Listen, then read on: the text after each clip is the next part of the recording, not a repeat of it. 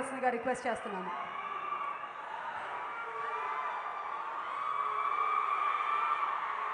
ముందుగా ఇక్కడికి వచ్చిన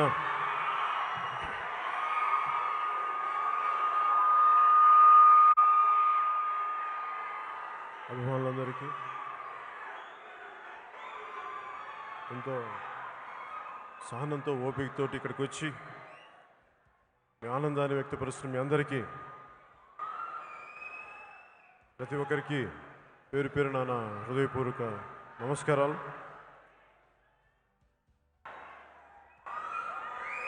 నేను ఎప్పుడు తేజ్ ఫంక్షన్స్కి ఎప్పుడు రాలేదు ఇప్పుడు దాకా. ఇప్పుడు నాకు ఎందుకంటే ఒకసారి తన మొదటి cinema function opening cinema shooting అప్పుడు వచ్చాను. ఆ తర్వాత ఎప్పుడు నాకు రాలేదు. దానికి కారణం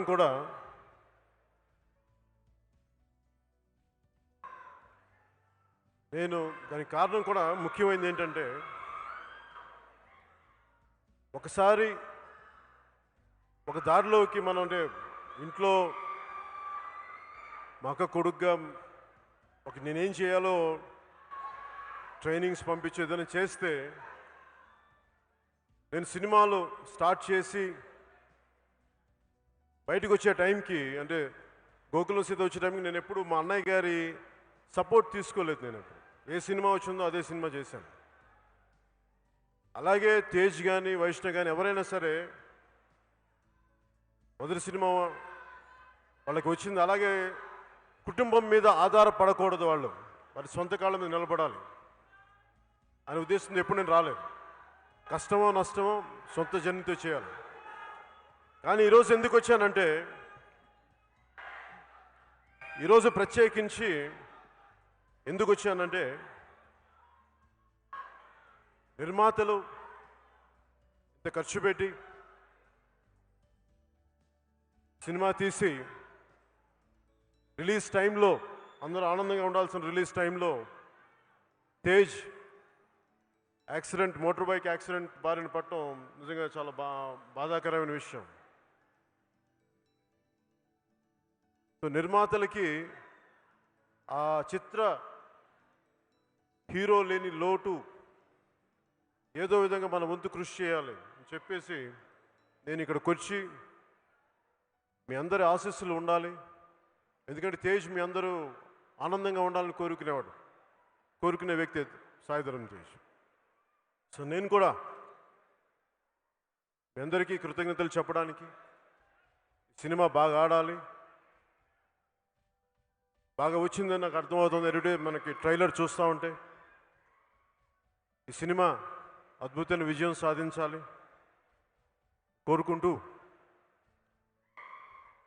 ముఖ్యంగా చాలా ఈ మధ్యన కాలంలో నాకు కొంచెం బాధ అనిపించింది. సాయిధరం తేజ్ యాక్సిడెంట్ గురైతే పాపం అందరూ కూడా రకరకాల పరిస్థితుల్లో సానుభూతి కానీ లేదంటే హరీష్ శంకర్ కానీ అందరూ ప్రతి ఒక్కరు సినిమాలు కానీ నిర్మాతలు కానీ అందరూ వచ్చి యాక్సిడెంట్కి గురైన తేజ్కి త్వరగా కోలుకోవాలని విషయం చెప్తూ, అలాగే చాలామంది మీడియా నుంచి కూడా చాలామంది మిత్రులు పెద్దలు అందరూ కూడా సంపూర్ణంగా కోలుకోవాలని చేసిన కూడా మీ అందరికీ కూడా మీడియా వారికి కూడా ప్రత్యేకించి నా హృదయపూర్వక కృతజ్ఞతలు తెలియజేస్తాను. కానీ కొన్ని ప్రోగ్రామ్స్ చూశాను నేను కూడా, నా దృష్టికి వచ్చింది తేజ్ యాక్సిడెంట్ ఎలా అయింది, హై స్పీడ్ చాలా స్పీడ్తో వచ్చేస్తున్నాడు, నిర్లక్ష్యంగా నడుపుతున్నాడు, ఇవన్నీ అని రకరకాల కథలు వస్తూ ఉంటే నాకు సింపుల్గా అనిపించింది, దీనికి పెద్ద స్పీడోమీటర్ కావాలా? ఒక ఆటోని ఓవర్టేక్ చేసే టైంలో ఎంత స్పీడ్లో వెళ్తాడు? 35-45 కిలోమీటర్లు. ఇసుక మ్యాట్ వేస్తే పడిపోయాడు అక్కడ, జాలిపడాలి మనం. దాని మీద కథనాలల్లి దాని మీద ఇవి చేసి దాని మీద మాట్లాడితే అలాంటి వ్యక్తులకు కూడా నా విన్నపం, కొంచెం కనికరం చూపించండి. కొంచెం మేము మనుషులమే కదా. ఇలాంటి పరిస్థితి మీకు కూడా వస్తే మీకు కూడా రాదని గ్యారంటీ ఏముంది? వస్తుంది కదా మీకు కూడా. కొంత కనికరం చూపించండి దయచేసి.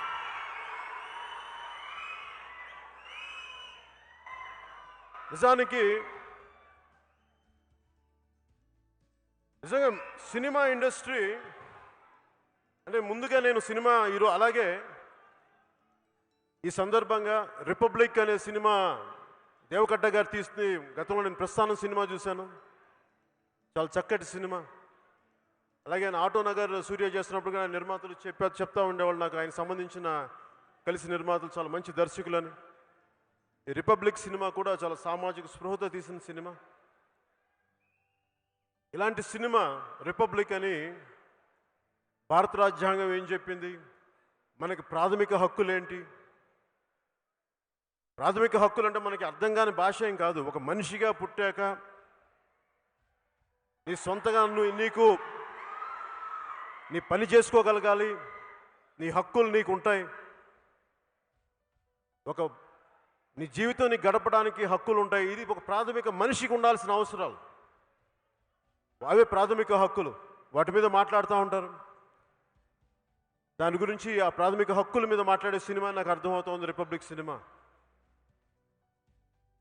రిపబ్లిక్ అనగానే నాకు ఎప్పుడు కూడా, నేను ఎప్పుడు ఇంతవరకు ఏ సినిమాలు ఇచ్చాను చిన్నప్పటి నుంచి కూడా నాకు జై హింద్ అనకపోతే ఆ సభ నాకు ముగింపు జరగదు.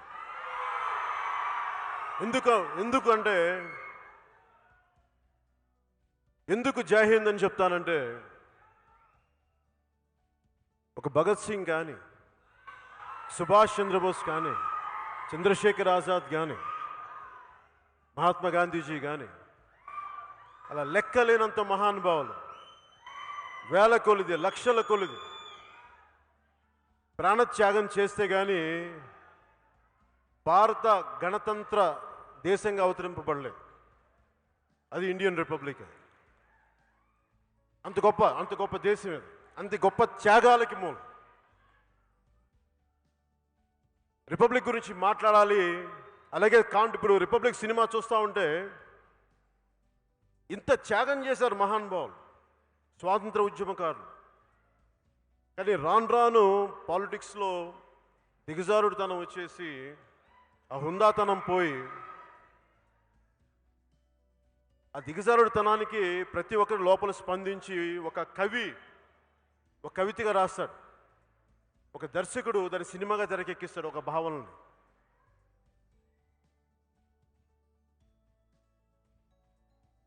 శేషేంద్ర శర్మ గారు చెప్పినట్టుగా నీ స్వేచ్ఛ కోసం ఎంత రక్తం పారిందో తెలుసుకో.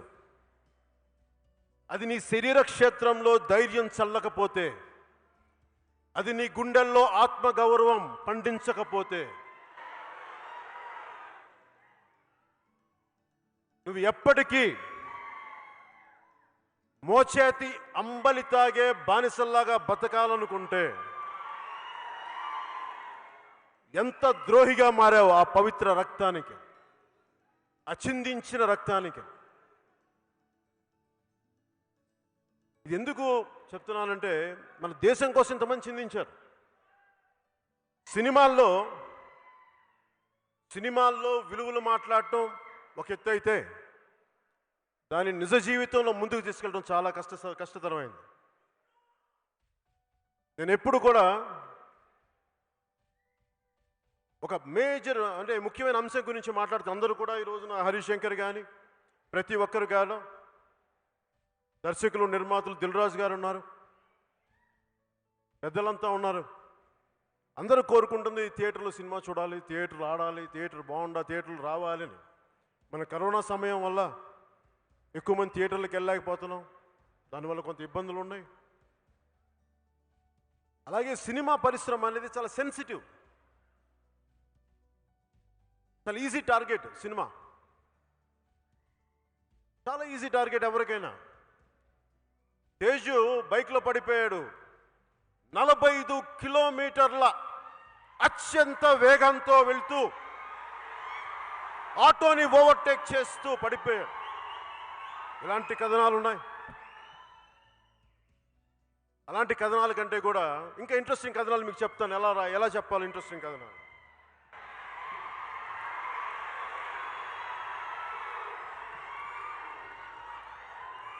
వైఎస్ వివేకానంద రెడ్డి గారు ఎందుకు హత్యకు గురయ్యారు దాని మీద మాట్లాడారు. తేజ్ యాక్సిడెంట్ మీద కాదు. తేజ్ 45 కిలోమీటర్ స్పీడ్తో వెళ్ళాడా అంటే అది మావాడి దురదృష్టం, మావాడి కర్మ. దానికంటే మీరు చేయాల్సింది వైఎస్ వివేకానంద రెడ్డి గారు ఎందుకు హత్యకు గురయ్యారు. తేజ్ యాక్సిడెంట్ కంటే కూడా ఇంకా ఇంట్రెస్టింగ్ కథ ఒకటి చెప్తాం మీరు చేయాల్సింది. కోడి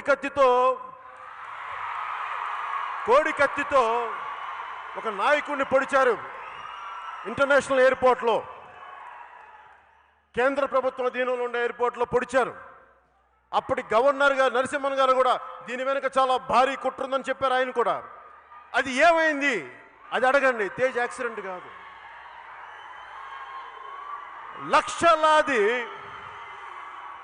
లక్షలాది ఎకరాలు గిరిజనులు పోడు భూముల్లో వ్యవసాయం చేసుకుంటా ఉంటే అది వారికి దక్కట్లేదు. అది ఎందుకు దక్కట్లేదు దాని మీద మాట్లాడండి. తేజ్ యాక్సిడెంట్ మీద కాదు మీరు మాట్లాడాల్సింది, వాటి మీద మాట్లాడండి. ఒక 6 ఏళ్ల చిన్నారి బిడ్డ చరిత అన్యాయంగా, అకారణంగా, అమానుషంగా హత్యకు గురైతే అది వదిలేసి తేజు 45 కిలోమీటర్ల స్పీడ్తో వెళ్ళిపోయాడు. దాని మీద కథనాలు. అలాగే ఇంకా స్పైసీగా ఉండాలి మీకు అంటే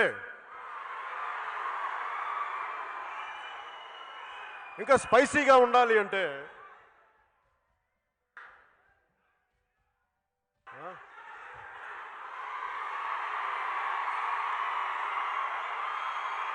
ఇంకా స్పైసీగా ఉండాలి అనుకుంటే ఆ మధ్యకాలంలో వైసీపీ సానుభూతి పరులు, వైసీపీ వ్యక్తిగతమైన కొంత వారి పార్టీకి చెందిన వాళ్ళు వ్యభిచారాన్ని లెజిటిమైజ్ చేయమని బయటకు వచ్చారు. వాళ్ళకి మద్దతు పలికారు. దాని మీద కథలు నడపండి, తేజ్ యాక్సిడెంట్ మీద కాదు. అలాగే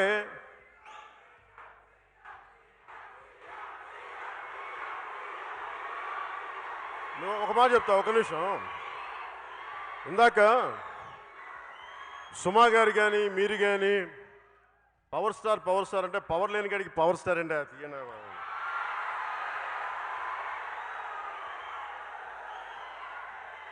నేను సీఎం ఇవన్నీ నేను వీటి కోసం రాలా. రీజన్ చెప్తాను. ఈ భారతదేశపు రిపబ్లిక్ ఏ విలువలతో అయితే రాజ్యాంగం చేయబడిందో, ఏ మహానుభావులైతే కాన్స్టిట్యూషన్ హాల్లో కూర్చొని దీనికోసం పోరాటం చేశారో వాళ్ళ ఆశయాల కోసం నా వంతు కృషిగా నేను పనిచేస్తున్నాను.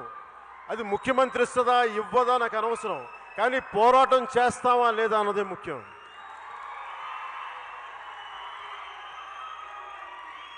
అలాగే తేజ్ యాక్సిడెంట్ కంటే కూడా ఇంకా ఇంట్రెస్టింగ్ విషయం చెప్తాం. టీడీపీ ఉన్నప్పుడు కాపు రిజర్వేషన్ గురించి మాట్లాడి వైసీపీకి వచ్చే కాపు రిజర్వేషన్ ఎందుకు మాట్లాడేస్తే దాని మీద కథనాలు చేయండి. రాయలసీమలో బలిజలు ఎందుకు నలిగిపోతున్నారు దాని మీద కథనాలు నడపండి. బోయ కులస్తులు ఎందుకు రాజకీయ ప్రాతినిధ్యం రావట్లేదు అది నడపండి. తేజ్ యాక్సిడెంట్ కాదు, తేజ్ మోటార్ బైక్ యాక్సిడెంట్ కాదు. ఒక ఆడబిడ్డ ఇంట్లోంచి బయటికి వెళ్తే క్షేమంగా ఎలా రావాలి దాని మీద కథనాలు నడపండి. మేము గౌరవిస్తాం. అంటే ఇన్ని సమస్యలు ఉన్నాయి కానీ మీరు ఎవరు. ఇందాక ఎందుకు చెప్తున్నానంటే రీజన్ చెప్తాను. సినిమా హీరోల మీద లేదంటే సినిమా వాళ్ళు ఎందుకు మాట్లాడగలరంటే వీళ్ళు సాఫ్ట్ టార్గెట్స్. వీళ్ళని ఏదైనా మాట్లాడితే ఎవరు రాజకీయ నాయకుల మీద మాట్లాడండి.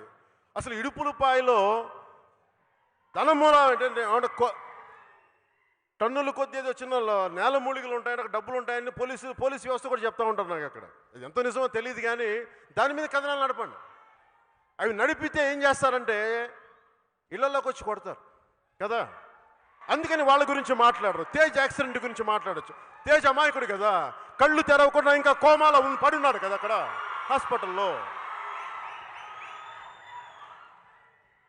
ఈ రోజు వరకు కళ్ళు తెరిచాడో లేదో నేను చూడలేదు. వాళ్ళ కళ్ళు మూసిపడున్నాడు తేజ్ అక్కడ. దాని మీద కథనాలు కాదు కావాల్సింది. పొలిటికల్ క్రైమ్ గురించి మాట్లాడండి, సినిమా వాళ్ళ గురించి కాదు మీరు మాట్లాడాల్సింది. పొలిటికల్ క్రైమ్ గురించి మాట్లాడండి. సమాజానికి అది కదా పనికొచ్చేది. అలాగే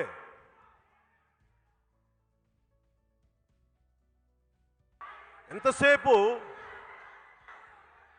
ఈ మధ్యన అందరూ కోరుకుంటున్నారు కదా సినిమాల్లో, ఒక నిమిషం, సినిమాల్లో థియేటర్లకు వెళ్ళాలని కోరుకుంటున్నాం కదా. సినిమా థియేటర్ లేని కాడికి సినిమాకి థియేటర్లు ఏమి వెళ్తాం? తెలంగాణలో థియేటర్లు ఉన్నాయి, ఆంధ్రాలో థియేటర్లు లేవే.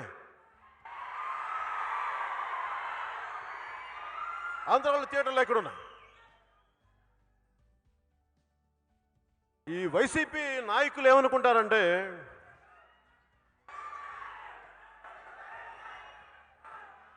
పవన్ కళ్యాణ్ సినిమా ఆపేసిన వాళ్ళ అతను వచ్చిన చిత్ర పరిశ్రమను ఆపేస్తే వాళ్ళందరూ భయపడిపోతారు, మన కాళ్ళ దగ్గరికి వస్తారని. చాలా తప్పు అర్థం చేసుకున్నారు వాళ్ళు.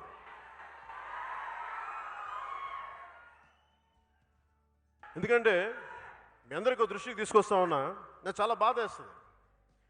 చిత్ర పరిశ్రమ గురించి ప్రతి ఒక్కళ్ళు మాట్లాడుతూ ఉంటాయి. దర్శకులు, నిర్మాతలు, హీరోయిన్లు ఇన్ని కోట్లు తీసుకున్నారంటే అరే సన్నాసులారా, దద్దమ్మలారా, ఒక హీరో కానీ హీరోయిన్ కానీ దర్శకులు కానీ మీకు లెక్క చెప్తా. ఒక ఉదాహరణకు 10 కోట్ల రూపాయలు తీసుకుంటే హైయెస్ట్ ట్యాక్స్ ఇండియాలో 45% అంటే 10 కోట్లకి, సపోజ్ 10 కోట్లు ఎవరికైనా పంపించామనుకుందా ఒక హీరోకి, ఒకసారి ఇవ్వరనుకోండి, 10 కోట్లు పంపించారనుకుందా ఉదాహరణకి, పంపిస్తే దాంట్లో ₹1 కోటి తీసేస్తారు, 10% సోర్స్లోనే కట్ చేస్తారు ట్యాక్స్, అంటే 9 కోట్లు. ట్యాక్సెస్ పోగా వాళ్ళ చేతికి వచ్చి ఎంత వస్తుంది? 4.5 తీస్తే 6.5 మిగులుతుంది, అంటే 6.5 కోట్లు. దీంట్లో వాళ్ళు మొత్తం వ్యవస్థను నడుపుకోవాలి. అది వాళ్ళు ఎవడ దోచింది కాదు, అది వాళ్ళ కష్టం మీద వచ్చింది. వాళ్ళకి ఎవడు దోచింది కాదు.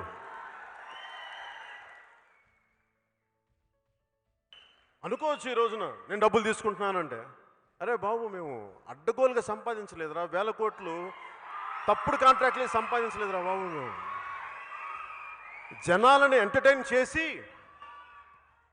డ్యాన్సులు వేసో, కింద పడో, మీద పడో, ఒళ్ళు ఎరగొట్టుకునో, ఎన్నెముకలు ఎరగొట్టుకునో,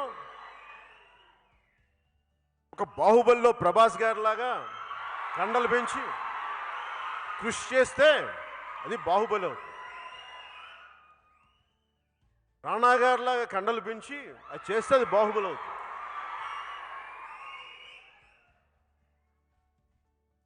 జూనియర్ ఎన్టీఆర్ గారిలాగా అద్భుతమైన డాన్సులు చేస్తే అప్పుడు డబ్బులు ఇస్తారు. ఒక్కరోజులో ఇవ్వాల ఎవరికి? రామ్ చరణ్ లాంటి హీరో అద్భుతమైన స్వారీలు చేసి అప్పుడు ఇస్తారు డబ్బులు. ఒక ఆడబిడ్డ హీరోయిన్గా రావాలి అంటే ఎక్కడి నుంచో, వేరే దేశాల నుంచో, ఎక్కడి నుంచో పాపం పక్క రాష్ట్రాల నుంచి వచ్చి అందరూ చూస్తుండగా డాన్సులు చేసి ఇబ్బంది పడి ఆ బిడ్డకి డబ్బులు ఇస్తే అది దాన్ని తప్పంటారేంటి? ఇది మీరు ఎవరిని తప్పనాలంటే ట్యాక్స్. ఇప్పుడు జలసాలో డైలాగ్ ఉంటుంది, హీరో ఏమంటాడంటే విలన్ తోటి, అరే మీరు మాలాగా ఉద్యోగాలు చెయ్యు, మాలాగా కష్టపడం, మాలాగా ట్యాక్సులు కట్టం,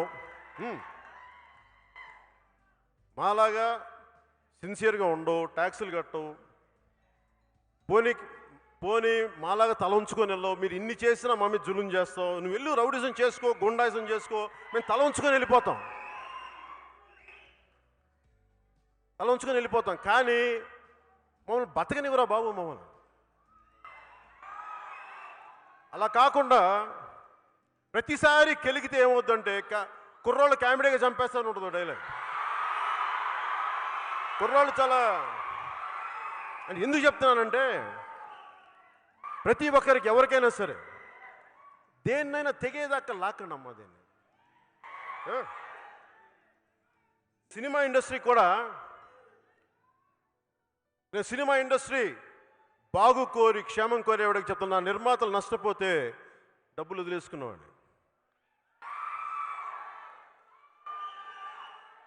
అలాగే ఎక్కడో మారుమూల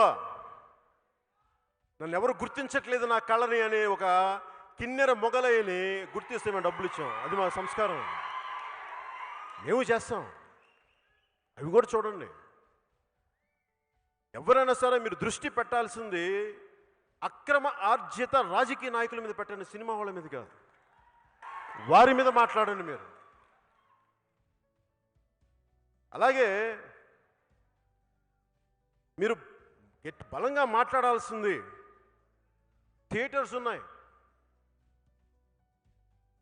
సినిమా థియేటర్లు ఉన్నాయి, దిల్ రాజు గారికి థియేటర్లు ఉన్నాయి, వాళ్ళకి థియేటర్లు వీళ్ళకి థియేటర్లు ఉన్నాయి. సరే ఉంటాయి. మీరు ఒక్కసారి ఎలక్షన్లకు వచ్చే 30 సంవత్సరాలు ఉండాలనుకుంటున్నారే, మీకు ఉండగా కోరిక లేదు, మామూలుగా వ్యాపారం చేసుకునే వాళ్ళకు ఉండదా? అందులో తప్పే ఉంది. థియేటర్లు కాదే, ఒక పూర్ణ ఒక హోటల్ పెడితేనే ఇంకో బ్రాంచ్ పెట్టాలనుకుంటారు, తప్పే ఉంది అంటున్నాను. అది ఒక తోపుడు బండిని 2 తోపుడు బండ్లు పెట్టాలనుకుంటారు. లేదు దిల్ రాజు గారికి మీకు నచ్చలా, పోటీగా ఇంకో 10 మందికి అవకాశం ఇవ్వండి, 10 మంది వెనకబడిన తరగతిలో థియేటర్లు ఇంకో స్థలాలు ఇవ్వండి. ఆర్థికంగా బలంగా లేని వాళ్ళకి థియేటర్లు కట్టే ఇవ్వండి, వీళ్ళతో పోటీ పడతారు. అవి మానేసి మీకు డబ్బులు వద్దు మాకు డబ్బులు వద్దు అంట. అరే జోగి జోగి రాసుకుంటే ఏం వస్తారా, బూడిద రాలుతురా ఎదవల్ల. వెల్త్ క్రియేషన్ లేకపోతే ఎక్కడి నుంచి డబ్బులు వస్తారా? అక్కడ వెల్త్ క్రియేషన్ జరగకపోతే సిద్ధం. ఈ రోజుకి ఎందుకు భగత్ సింగ్ గురించి మాట్లాడుతూ ఉంటే మనందరినీ మన సోమరితనాన్ని నుంచి మన చేతగానితనాన్ని నుంచి బయటికి వచ్చి అన్యాయం జరుగుతున్నప్పుడు ఇది తప్పు అని చెప్పడానికి అందుకు ఇది ఈ కాంప్లసెంట్ యాటిట్యూడ్ అంటాం. ఎంత జరగని భయం మనకి. నాకు పిరికితనం అంటే చిరాకు, నిజంగానే చెప్తాను. ఇంత బతికిడమ్మ ఇంటి వెనకాల చేస్తావా మనం? ఇంటి వెనకాల చేస్తాం. పేరుకేవన్నీ పెద్ద పెద్ద పేర్లు వైసీపీ నాయకులు చెప్పలేరా? మీరు మూసుకు కూర్చొని చెప్పలేరు, ఇండస్ట్రీ వైపు చూడకని చెప్పలేరు? ధైర్యం రాదా మీకు? మాట్లాడండి. ఏం చేస్తాడు? ఇది వైసీపీ రిపబ్లిక్ కాదు, ఇండియన్ రిపబ్లిక్ అని చెప్పండి వాళ్ళకి. వైసీపీ రిపబ్లిక్ అనుకుంటున్నారేమో, బయటకు వచ్చి లాక్కొచ్చి తన్నులు కొడతారు అందరూ. జనం అంతా ఉంటుంది, జాగ్రత్త. ఎందుకు చెప్తున్నానంటే అధికారం ఎక్కిన వాళ్ళు ఒళ్ళు దగ్గర పెట్టుకొని ఉండాలి ఎవరైనా సరే. అధికారం ఉంది కదా అని చెప్పి పిచ్చి పిచ్చి వేషాలు వేస్తే భవిష్యత్తు ఎలా ఉంటుందో ఒక చిన్న ఉదాహరిస్తాను మీకు, మీ అందరికీ తెలిసింది కూడా.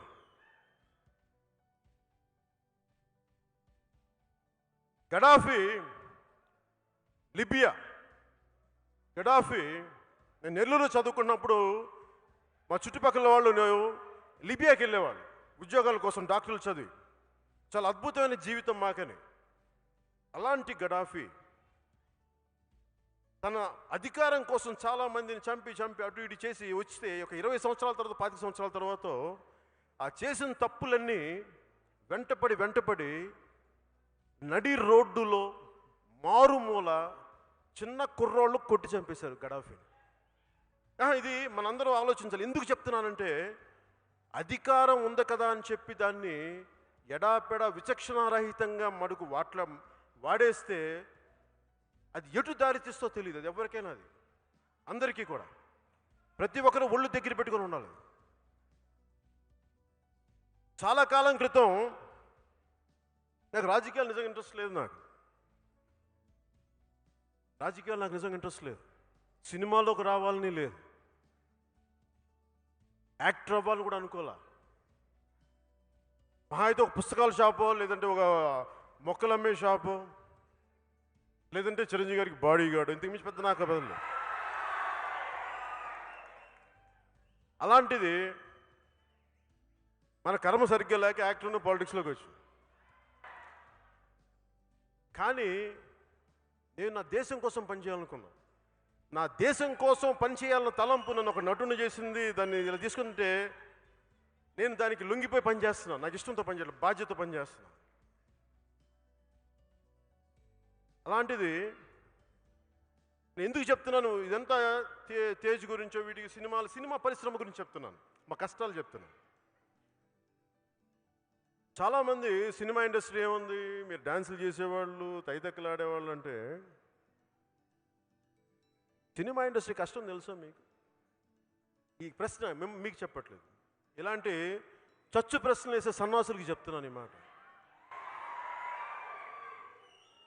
ఒక Trivikram Srinivas MSc nuclear physics చదువుకొని యూనివర్సిటీ ఫస్ట్ వచ్చి సినిమాలోకి వచ్చి. అలాగే సినిమా ఇండస్ట్రీకి కులాలు మతాలు ఉండవు. ఇక్కడున్న హరీష్ శంకర్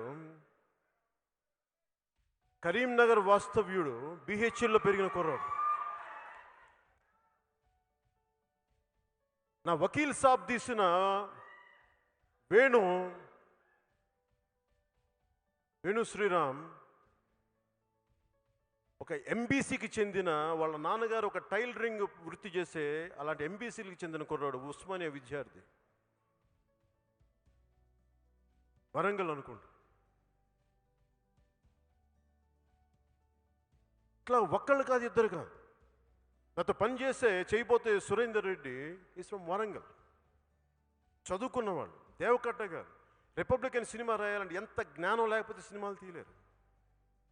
ఒక సినిమా తీయడం అంటే ఎంత కష్టమో, సక్సెస్ఫుల్గా ఉండడం ఒక దిల్ రాజు గారిని అడగండి.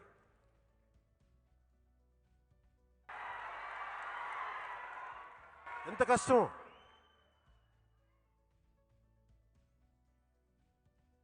అలాగే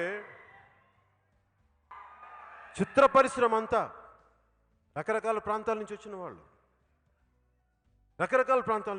ఒక భారతదేశం అంతా ఇమిడి ఉంటుంది ఒక చిత్ర పరిశ్రమలో.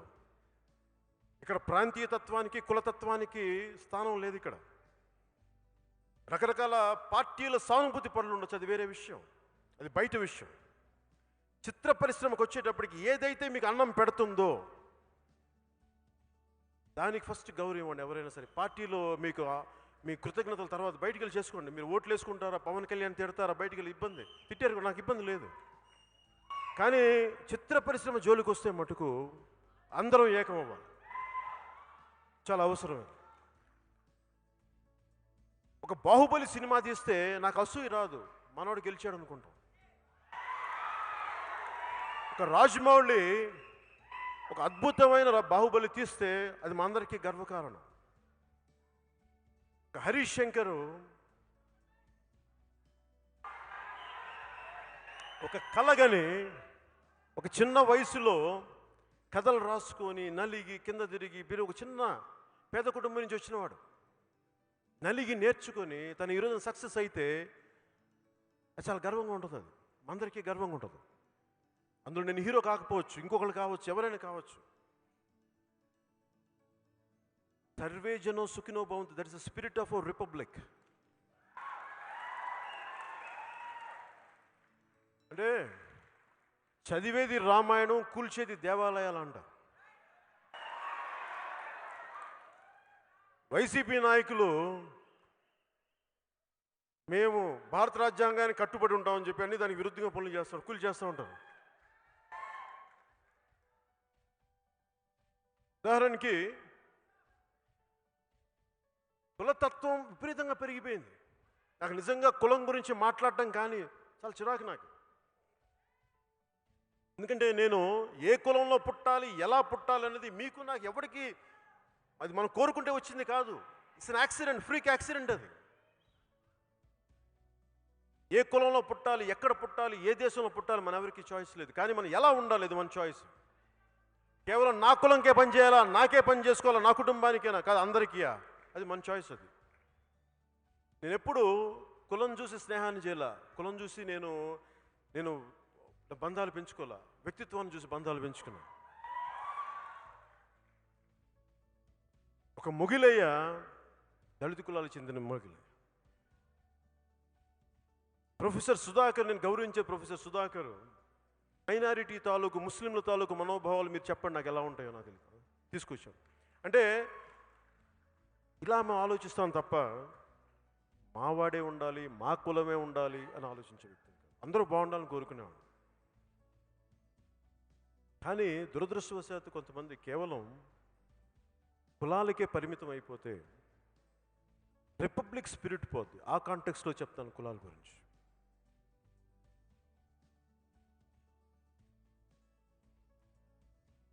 రాజ్యాంగం చాలా విలువైంది, చాలా గొప్పది. కానీ దాని ఇంటర్ప్రిటేషన్ కానీ దాన్ని అన్వయించే విధానం కానీ, ఇప్పుడు వైసీపీ వాళ్ళని అడగండి, ఒక రూల్ చూపిస్తారు, ఈ రూల్ ప్రకారం చేస్తున్నాం అంటారు. కరెక్టే, రూలే.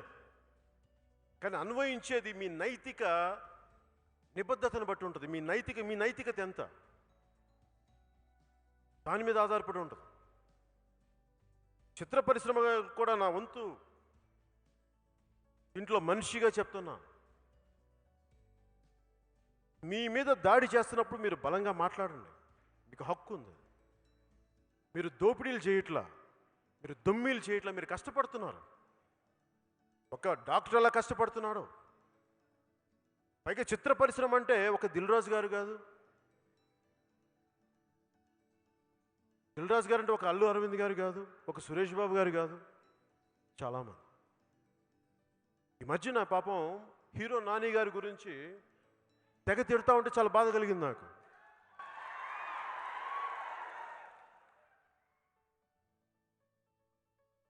ఎందుకు బాధ కలిగిందంటే అక్రమాలు అన్యాయాలు ఏం చేయలేదే, అని హీరోగా ఒక సినిమా చేసుకొని అది రిలీజ్ కోసం థియేటర్లో ఒక సైడ్ థియేటర్లో క్లోజ్ అయిపోయి చేస్తే ఏం గత్యంతరం లేక వెళ్తే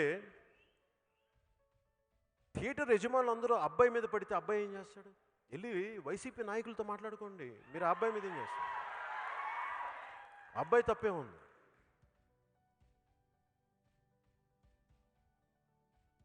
అలాగా ప్రతి ఒక్కరూ కూడా చిత్ర పరిశ్రమ అంటే ఇందాక చెప్పిన కనుక్కుంటే ఫిల్మ్ ఫెడరేషన్ మీరు లెక్కలు తీసుకుంటే దాదాపు 17,000 పైచిలుకు మెంబర్స్ ఉంటారు. 17,000 పైచిలుకు, 18,000 పైచిలుకు, 18,000 దాకా ఉంటారు. అదనంగా ఇంకా అటు వెళ్ళిపోయే వాళ్ళు ఇంకో 5,000 మంది ఉంటారు. దాదాపు 25,000 మంది. 25,000 అంటే వాళ్ళ కుటుంబాలతో లెక్కేసుకుంటే ఒక్క ఈ హైదరాబాద్ చుట్టు పరిస్థితుల్లోనే 1,00,000 మంది సినిమా మీద ఆధారపడి ఉంటారు. అక్కడ సినిమాలు ఆపేస్తే, పవన్ కళ్యాణ్ మీద కోపంతో మీరు అక్కడ సినిమాలు ఆపేస్తే 1,00,000 మంది పొట్ట కొడుతున్నారు ఇక్కడ. ఒకవేళ మీకు నాతో గొడవ ఉంటే నా సినిమాలు ఆపేయండి, పర్లా, మా వాళ్ళని వదిలేండి. ఈ మధ్యన అన్నారు నాతోటి, ఎందుకంటే చిరంజీవి గారు పాప ఆయన కొంచెం ఆయన బతిలాడుకుంటారేంటని. నేను చెప్పాను, ఆయన మంచి మనసే, ఆయన అలా బతిలాడుకుంటారు. కాబట్టి ఏం చేస్తాం, అక్కడ ఎవరో ఉన్నాను, మా ఒక మినిస్టర్ పేరు మర్చిపోయాను, ఆ సన్నాసి పేరు గుర్తురాలా నాకు. ఆ సన్నాసి అనే మాట ఏంటంటే, ఏంటంటే మా నాయకులకి చిరంజీవి గారు అంటే సోదర భావన, వారికి సోదర భావన, సోదిలో సోదర భావన, ఉపయోగపడని సోదర భావన, చిత్ర పరిశ్రమకి అక్కడికి రాని సోదర భావన, దేనికి వెళ్ళి దెబ్బలో కొట్టుకున్నా.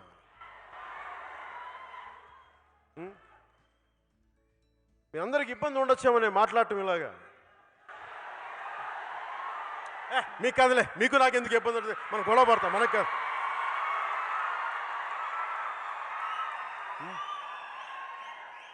అయ్యా అంటే చిత్ర పరిశ్రమ ఇలా మాట్లాడితే వాళ్ళు మొత్తానికి ఆపేస్తారంటే వైసీపీ నాయకులు ఎలాంటి వాళ్ళు చెప్తాం మీకు. ఉపరాష్ట్రపతి వెంకయ్యనాయుడు గారినే వాళ్ళు క్షమించలేదు, అంత నీచంగా మాట్లాడారు. భారతదేశపు సుప్రీంకోర్టు చీఫ్ జస్టిస్ మీదే వీళ్ళు దాడులు జరిపిన వాళ్ళు. ఒక చిత్ర పరిశ్రమలకు ఒక లెక్క వీళ్ళకి. వారి 1,00,000 కోట్ల ముందు తిప్పి కొడితే 2,000 కోట్లు 2,000 చిల్లర కోట్లు ఉండే తెలుగు చిత్ర పరిశ్రమ లెక్క వాళ్ళకి. అందుకని మనం పగటి కళలు కనదు. నేను మీ తరపున చెప్తున్నా, మీరు చెప్పండి. నేను మీకు మాట, మీరు మొన్న కూడా మీకు ఆ సన్నాస్తో మీటింగ్ చేశారు కదా అక్కడ మినిస్టర్ తోటి. ఆ సన్నాసికి చెప్పండి పవన్ కళ్యాణ్ సినిమాలు ఆపేసుకుని చిత్ర పరిశ్రమ వదిలేయమని చెప్పండి. మీరు అనుకోవచ్చు అన్న మన సినిమా మిగతా వాళ్ళ సినిమాలు మన సినిమాల పరిస్థితి అంటే మనల్ని ఎవడు రాయిపోయేది అక్కడ.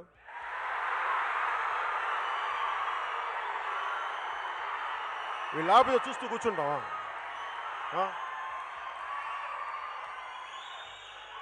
అలాగే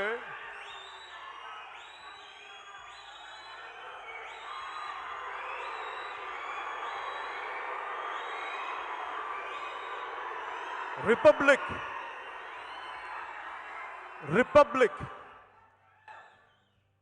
భారతదేశపు రిపబ్లిక్ స్పిరిట్ని కాపాడాలి అంటే ప్రభుత్వాలకి అధికారాన్ని పరిమితం చేయాలి. అపరిమితమైన అధికారం ఉంటే అర్ధరాత్రి గొడుగు పట్టమన్నాడంట ఇలాంటి వాడు అక్కడ.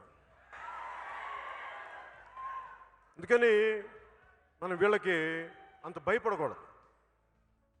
నేను ఎందుకు చెప్తున్నా, నేను గొడవ పడడానికి సిద్ధమయ్యే మాట్లాడుతున్నా.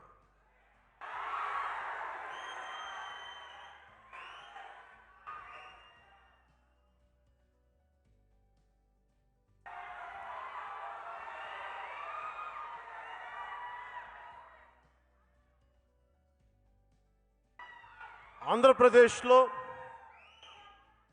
సింగిల్ థియేటర్స్ 1100 1500 ఒక 1000 1200 అనుకోండి, 1100 1200తో ఉన్నాయి. ఒక థియేటర్ మెయింటైన్ చేయడానికి దాని మీద ఒక 20 మంది పనిచేస్తారు.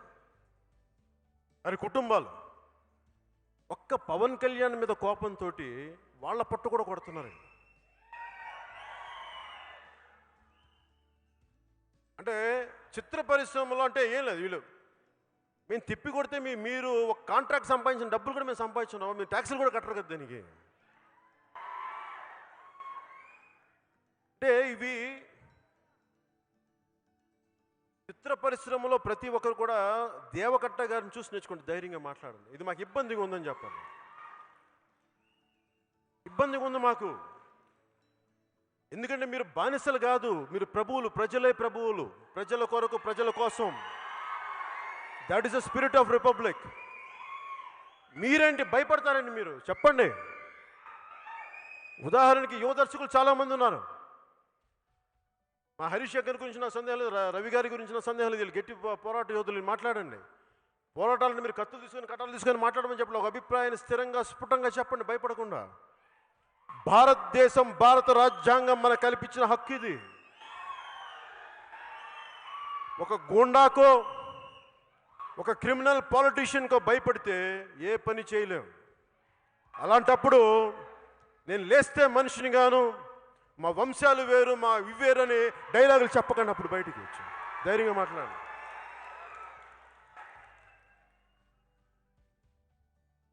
అలాగే ఈ మధ్యన పాపం ప్రకాష్ రాజ్ గారిని కూడా ఏమన్నారు, అదేంటి వేరే ఏముంటావా, అది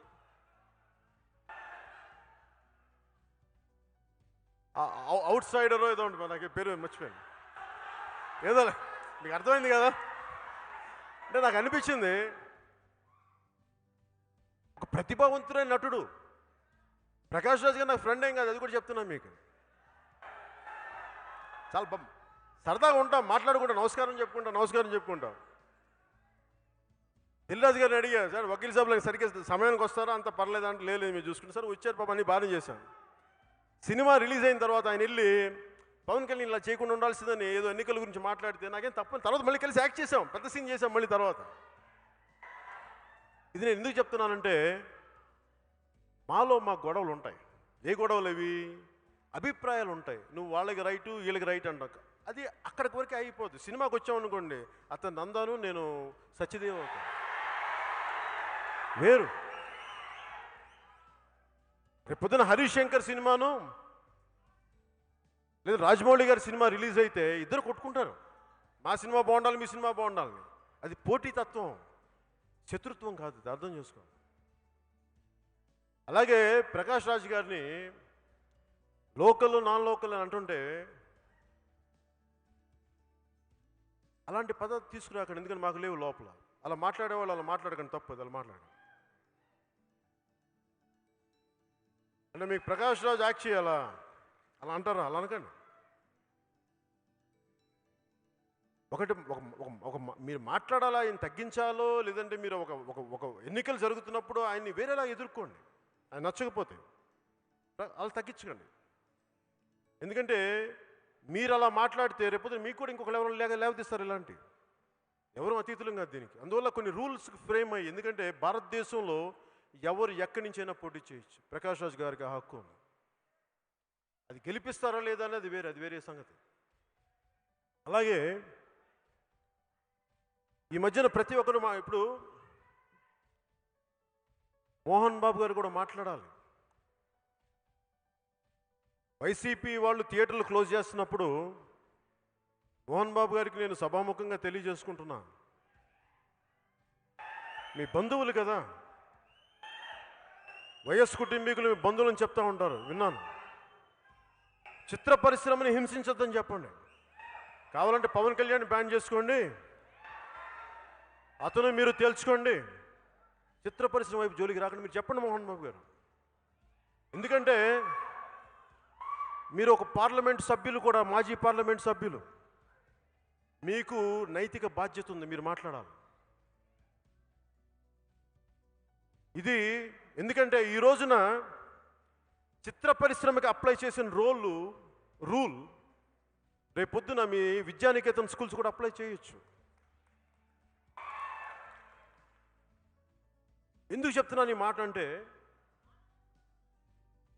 జర్మనీలో రెండో ప్రపంచ యుద్ధంలో మార్టిన్ నిమోలర్ అని చెప్పి ఒక క్లోజీమెన్, అంటే ఈ పాస్టర్ అన్నారు, ఒక ప్రొటెస్టెంట్ పాస్టర్, హిట్లర్ చూసి ఇతను దేశాన్ని ఏదో బాగు చేస్తాడని చెప్పి ఆయనకి చాలా ఒత్తాసు పలికాడు. ఆయనకి ఒత్తాసు పలికిన తర్వాత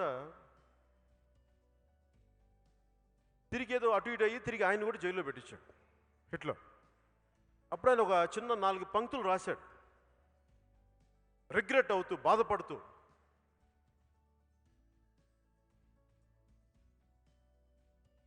హిట్లర్ సైన్యం ఎస్ఎస్ కమ్యూనిస్టుల కోసం వస్తే నేను మాట్లాడలేదు, ఎందుకంటే నేను కమ్యూనిస్ట్ని కాదు కాబట్టి. హిట్లర్ ఎస్ఎస్ సైన్యం సోషలిస్టుల కోసం వస్తే నేను సోషలిస్ట్ కాదు కదా, నేను మాట్లాడలేదు. హిట్లర్ సైన్యం యూదుల కోసం వస్తే నేను మాట్లాడలేదు, ఎందుకంటే యూదుని కాదు కనుక. హిట్లర్ సైన్యం సోషలిస్టుల కోసం వస్తే నేను మాట్లాడలేదు, ఎందుకంటే నేను సోషలిస్ట్ని కాదు కనుక. హిట్లర్ సైన్యం క్యాథలిక్ల కోసం వస్తే నేను క్యాథలిక్ల కోసం మాట్లాడలేదు, ఎందుకంటే నేను ప్రొటెస్టెంట్ని కనుక. హిట్లర్ సైన్యం నా కోసం వస్తే నా గురించి మాట్లాడడానికి ఎవరు లేరు, అందరూ చచ్చిపోయినారు. అది మర్చిపోవద్దు. నీ కులం సమస్య మా పార్టీ సమస్య కాదు. ఒకసారి విలువ తప్పుతున్నప్పుడు అది ఏదో ఒక రోజున తిరిగి మీకు కూడా వస్తుంది. అందుకని చెప్తున్నాను మోహన్ బాబు గారికి, ఒక మోహన్ బాబు గారికి కాదు, ప్రతి ఒక్కరికి. ఈ కులం ఆ కులం అని లేదు, అందరం కూడా చాలా బాధ్యతగా ఉండకపోతే ఈ రిపబ్లిక్ తాలూకు రాజ్యాంగ స్ఫూర్తిని చేతులు చంపేసుకునే వాళ్ళం అవుతాం.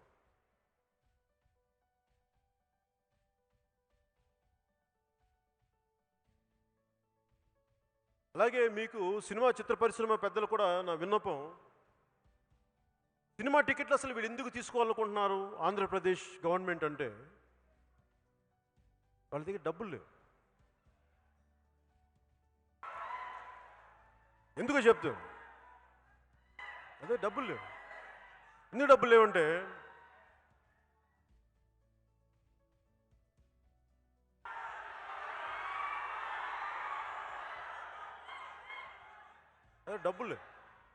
డబ్బులకి ఏంటంటే, ఈ చిత్ర పరిశ్రమలో వచ్చిన సంపదని గవర్నమెంట్ ఖజానాలోకి వెళ్తే దాని మీద బ్యాంకులకి చూపించవచ్చు, మాకు ఇంత ఆదాయం ఉంది,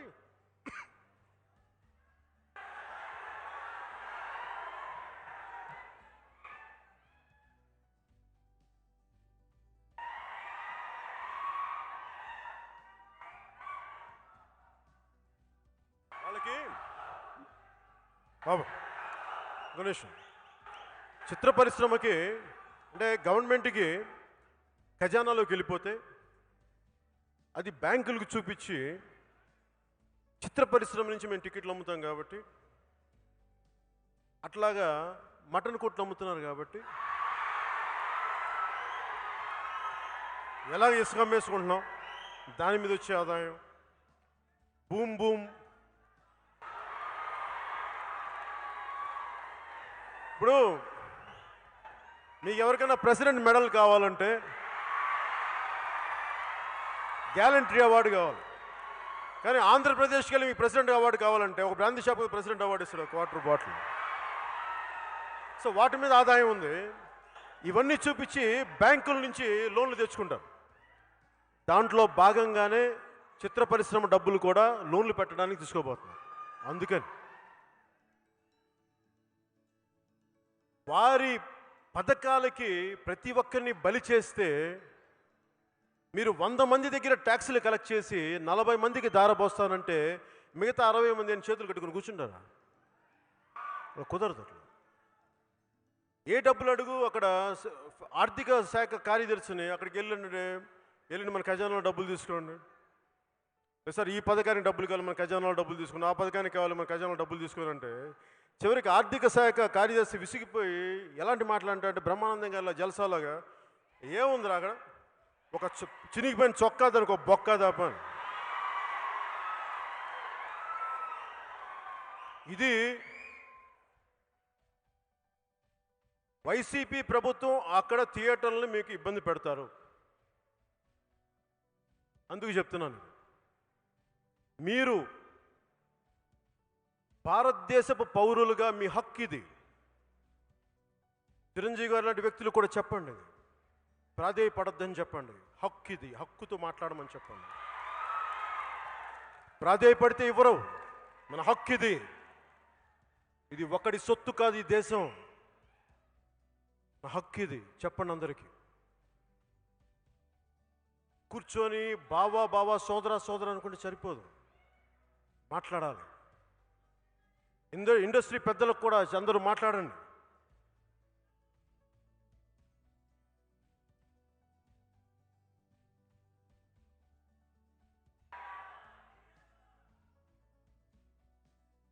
ఇది ఎందుకంటే ఇంకా మనం కూర్చొని ఇన్ని కోట్లు ఖర్చు పెట్టిన తర్వాత భారతదేశం అంతా చిత్ర పరిశ్రమ అన్ని రంగాల చిత్ర పరిశ్రమ పెడితే 10,000 కోట్లు ఉంటుందేమో.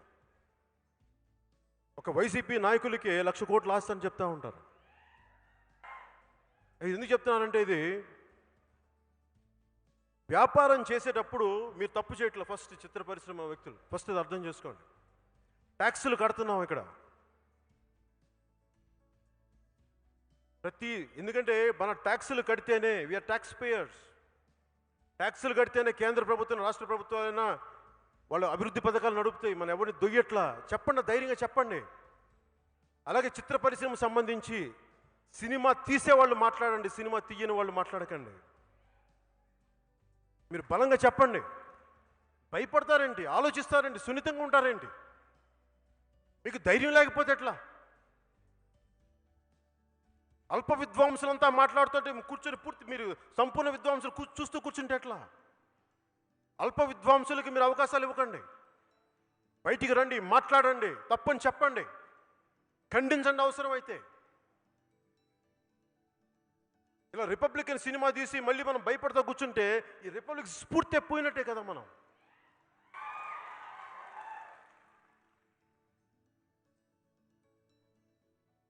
ఒకవేళ వైసీపీ వాళ్ళకి అనిపించచ్చు తెలుగు సినిమాలు తీయకపోయి మేము బ్యాన్ చేస్తామంటే, అప్పుడు ఏం చేస్తారు వాళ్ళు? మీ వైసీపీ ఆస్థాన విద్వాంసులతోటి ఈ గంట గడిస్తే చాలు, ఓ అరగంట వస్తే చాలు, పట్టుమని 10 నిమిషాలు చప్పున వస్తా ఇట్టే చల్లారిపోతే ఇలాంటి టైటిల్స్ తోటి కాకినాడలో చాణక్య చంద్రగుప్త మీ ఎమ్మెల్యే హాలు రిలీజ్ చేసుకోండి. చిత్ర పరిశ్రమ వైపు, తెలుగు చిత్ర పరిశ్రమ వైపు ఆంధ్రప్రదేశ్ ప్రభుత్వం మీ తీరు మారకపోతే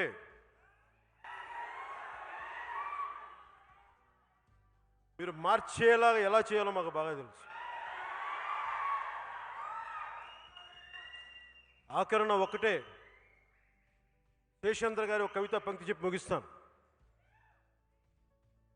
రాహువు పట్టిన పట్టొక సెకండ్ అఖండమైన లోక బాంధవుడు అసలే లేకుండా పోతాడా?